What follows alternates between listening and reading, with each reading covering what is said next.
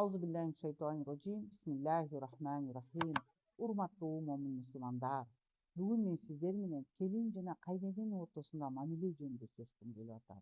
Албетте исламда келин менен кайнененин мамилеси ыйман, урмат жана адилеттүүлүктүн негизинде курулушу керек. Аны баардык момун мусулмандар билесиздер. Экөө тең бири-бирин Аллах үчүн урматтап, боорукерлик жана сабыр менен мамиле кылса, үй бүлөдө тынчтык орнойт. Аллах Таала Тоба сүрөсүнүн 71-аятында мындай деп айтып атат: Аузубиллахи Бисмиллахир-рахманир-рахим. Вал муъминуна вал муъминат ба'дукум аулияу ба'д. Момун эркектер жана момун аялдар бири-бирине жардамчы. Я'муруна бил ма'руфи ва янхауна анил мункар. Жакшылыкка чакырып, жамандыктан тыйышат.